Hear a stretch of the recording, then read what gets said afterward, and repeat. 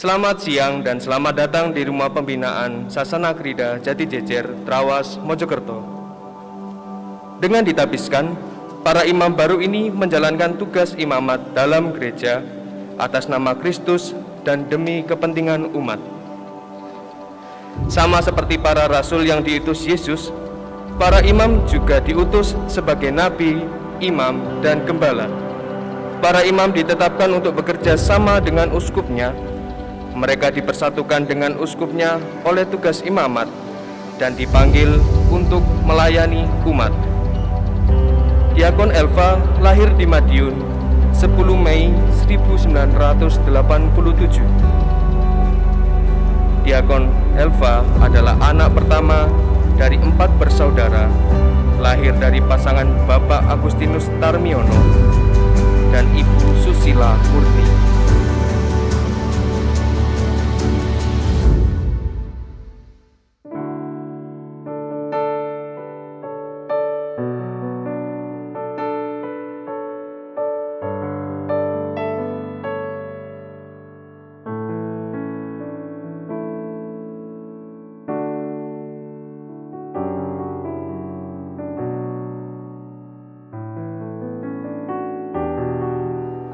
Romo Elva itu masa kecilnya memang agak pendiam. Anak ini sangat mandiri, mulai kecil. Kita orang tua tidak perlu menyuruh-nyuruh, dia sudah melaksanakan tugas sesuai dengan tanggung jawabnya, walaupun masih sekolah SD. Kakak saya ini orangnya tipe yang perhatian terus baik sama adik-adiknya terutama. Menurut saya beliau itu sosok yang baik, jadi seorang kakak yang benar-benar dia adalah kakak gitu loh. Dia mau membagi, mau membantu gitu sih. Paling saya ingat itu yang paling membahagiakan itu menunggu bapak saya pulang kerja. Biasanya kami itu tahu, jadi bapak itu pulang biasanya jam 7 atau setengah 8 itu kami main petak umpet gitu. Jadi kami bersembunyi, lalu nanti ketika bapak datang itu terus bapak itu mencari kami gitu. Ya cuma saya iya aja, saya sering nggak tahu gitu apa maksudnya sembunyi itu apa. Ya, pokoknya kita sembunyi, pokoknya digandeng tangan langsung masuk ke sela-sela kamar tidur atau di bawahnya kasur kayak gitu, kita sembunyi di situ. Terus sambil kayak apa, kalau bahasa Jawa cekikian gitu. Iya, ya ada kepuasan tersendiri lah kita waktu itu. Bapak nyari-nyari bingung gitu, malah kita ketawa-tawa. Dicari gitu, kalau bapaknya atau orang tuanya nyari itu seneng dia kalau nggak ketemu, seneng, jadi kayak bangga begitu. Nah setelah itu dengan kita pulang membawa oleh-oleh, membawa kue, membawa nganu, dia senang sekali. Waktu itu Pak Diakon Pak Wardio itu bilang, lah Bu, di sini loh Tuhan memberi 3 laki-laki, nah nanti dipersembahkan untuk Tuhan 1 ya, gitu. Ya. Kalau saya dulu berawal dari misdinar ya, jadi ya saya sebagai anak kecil terus lihat Romo itu hostinya besar gitu. Sementara kami itu menyantap hosti yang kecil-kecil. Nah, itu awalnya dari penasaran gitu, apakah beda ya rasanya yang hosti besar itu dan hosti kecil itu. Dan rasanya kok cuma Romo yang menyantap hosti yang besar itu. Nah, dari situ saya pengen jadi Romo. Waktu kita ikut misdinar, jadi melihat Romo itu kok keren ya. Jadi kita sering main-mainan gitu, main-mainan misa dan sebagainya gitu. Di situ timbul benih-benih untuk menjadi seorang imam. Nah, ketika SMP mau naik kelas 3, tiba-tiba minta surat izin untuk masuk seminari ya. Jadi ya kami juga waktu itu loh, mosok iya gitu, sampai apa itu dia tuh sudah pinjem rapot sendiri di sekolah itu. Tetapi menurut kami sebetulnya kami sayang sebetulnya, karena memang seusia itu masih mencari bentuk, belum tahu ke depan bagaimana jadi romo, jadi pastor atau dari biarawan itu seperti apa. Sehingga ketika saya ingin masuk seminari dan menjadi imam, nah itu yang menjadi sedikit keberatan dari bapak saya. Tetapi pada akhirnya juga beliau mendukung saya. Pertama kali kita masuk, bukan masuk ya, saya nganterkan itu, waktu itu ikut nganterkan kakak saya masuk ke Seminari Garum. Ya sempat ada sesuatu yang hilang sih, cuman waktu kakak saya masuk itu kan saya sudah punya adik yang kecil ya. Saya sempat merasa kehilangan satu teman main istilahnya kayak gitu. Jadi kok istilah Jawanya ngelangut. Di Seminari Garum itu yang paling menarik adalah kebersamaannya.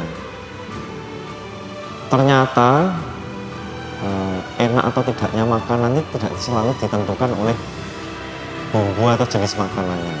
Di seminari itu setiap hari makanannya ya itu saja, ya, tempe, sayur gitu. Tetapi itu menjadi sungguh lezat, nikmat itu ketika itu disantap bersama-sama dengan teman-teman. Itu yang saya ingat sampai sekarang.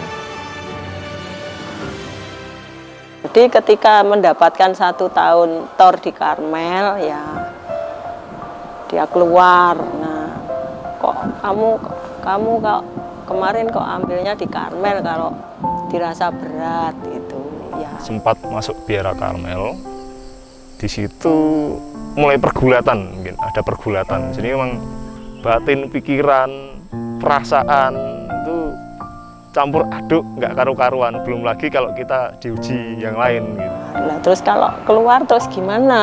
Nah, dia minta di kuliah di Sanata Dharma.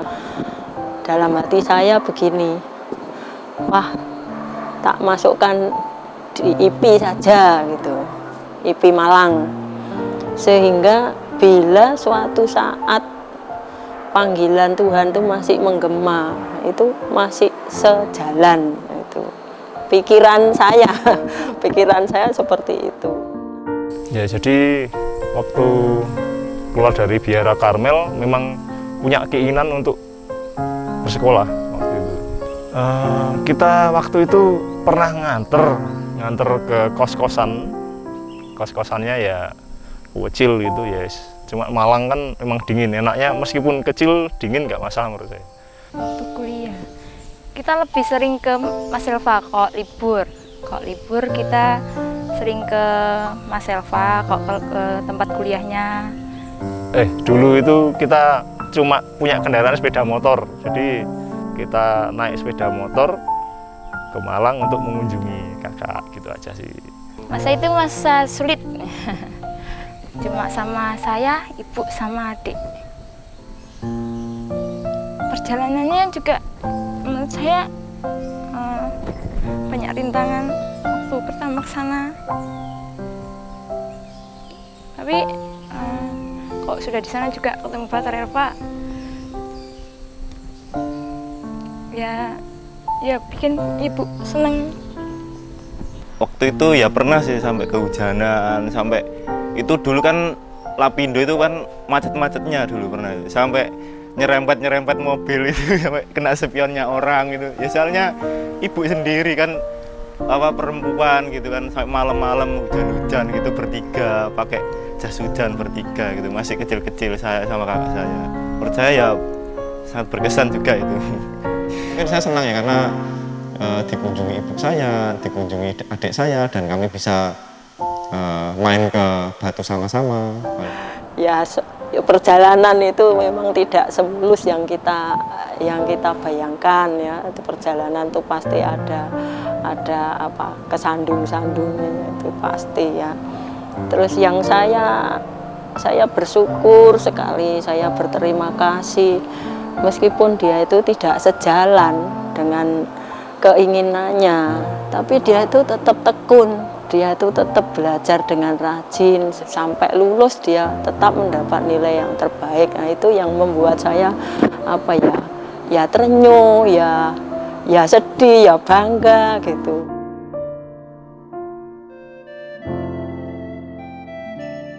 Panenan melimpah tapi tenaga sedikit realitas itulah yang membuat saya tergerak kembali untuk menjadi imam gitu loh.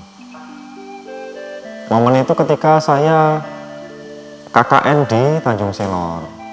Ke Tanjung Selor, Kalimantan apa itu Tenggara, apa yang dekat Nunuan. Nah, terus di sana waktu itu ya saya paham ya, saya seorang ibu paham anaknya.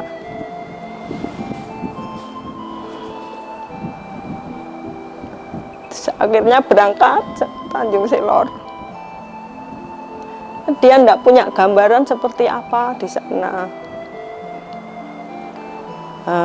Ketika Bapak Pembimas Kanwil itu tanya, anakmu ning ndi saiki? PKL Pak di Tanjung Selor. Lah apa adoh-adoh ning kono? Cedak Nunukan lho kuwi anu nyamuke sak doro-doro. Bilang itu ya biar aja Pak, biar dia belajar apa tuh.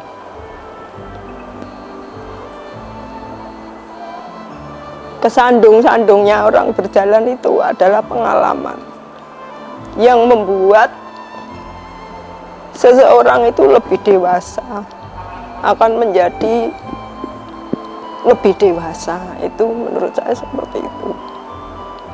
Ya. Jadi ya saya hanya mengiring doa saja yang bisa saya lakukan.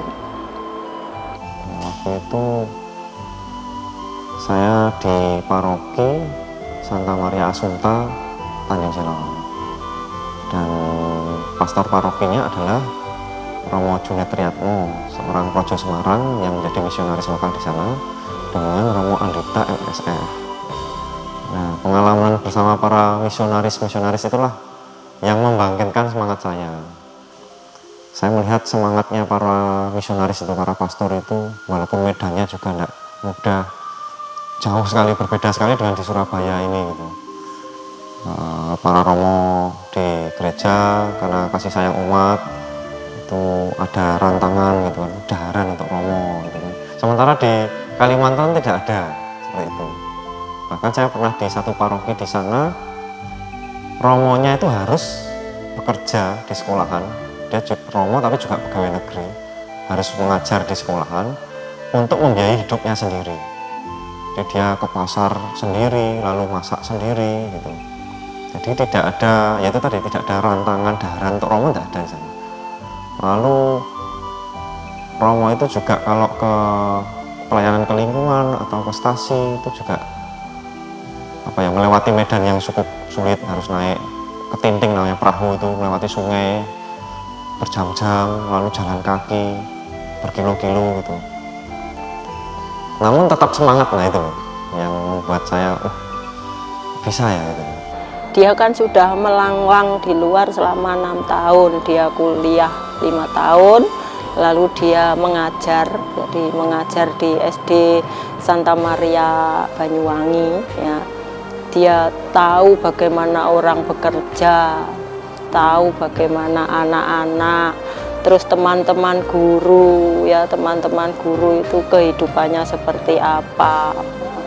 Nah, bahkan waktu itu dia juga sudah punya pacar sebetulnya.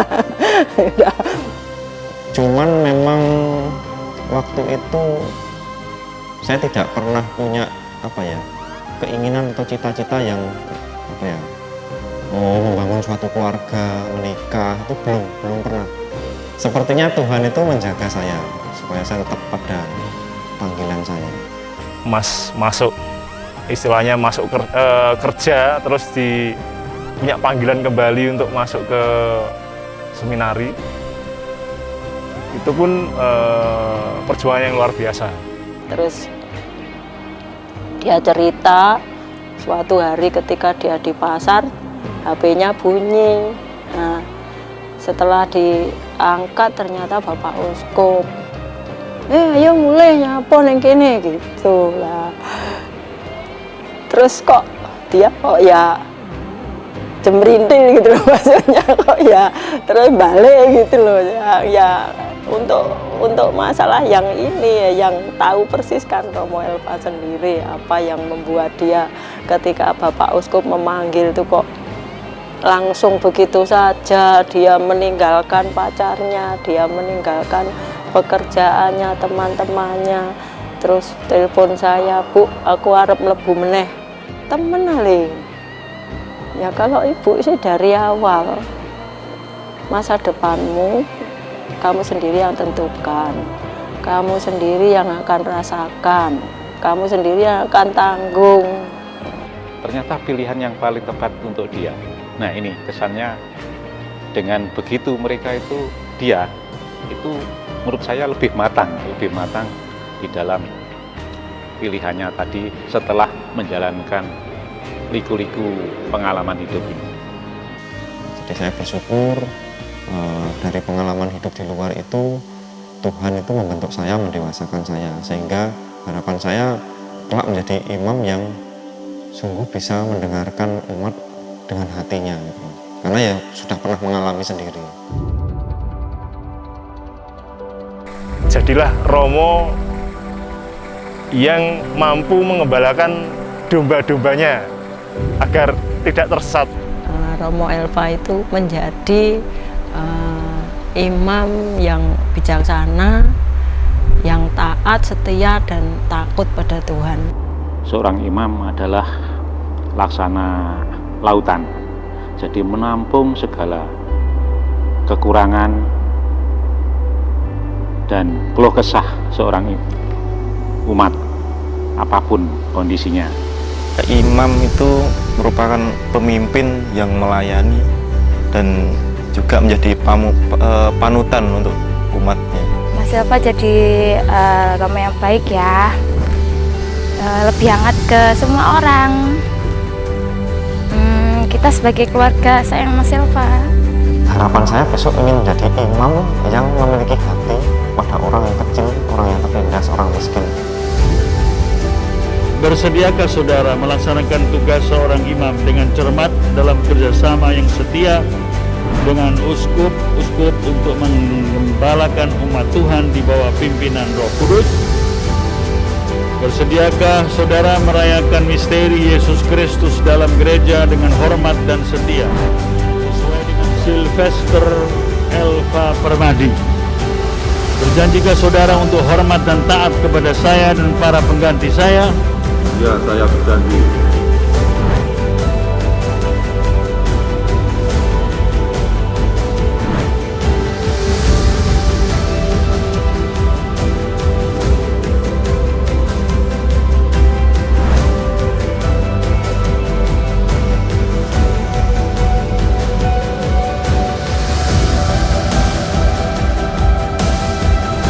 Sylvester Elva Permadi, jadilah pelayan umat yang baik. Mohon doa Bapak Uskup.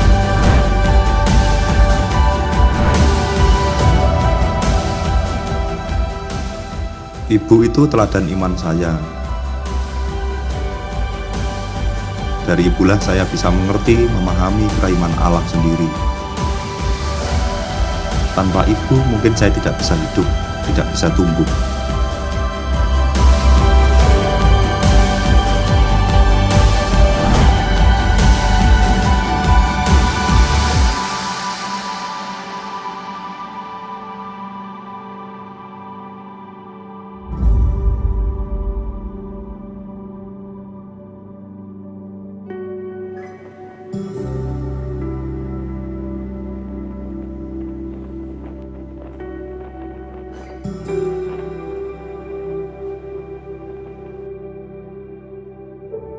Maka ayo adik-adik berani menjawab panggilan Tuhan dengan menjadi imam. Romo Elva Sylvester Elva Permadi, Provisiat, selamat atas tabisan Anda, dan terima kasih juga kepada orang tua Romo Elva, Ibu Susi dan Pak Agustinus yang sudah mempersembahkan anaknya untuk menjadi imam dari Paroki Sakramen Maha Kudus. Semoga Romo Elva bisa menjadi pelayan umat, berpastoral dengan baik, mewakili kehadiran Yesus Kristus dan gerejanya. Dan bagi adik-adik rekat, paroki SMK khususnya, juga adik-adik OMK, semoga dengan ditabiskannya Romo Elva, panggilan menjadi imam, juga panggilan menjadi biarawati, semakin tumbuh di paroki Sakramen Maha Kudus. Indahnya kalau setiap tahun ada yang masuk seminari Garum atau menjadi biarawati, dan khusus sebagai ketua atau pengurus komisi kepemudaan, semoga pelayanan Romo di bidang kepemudaan mendorong banyak anak muda seluruh keuskupan untuk bisa menjadi aktivis-aktivis gereja. Terima kasih Romo Elva, selamat.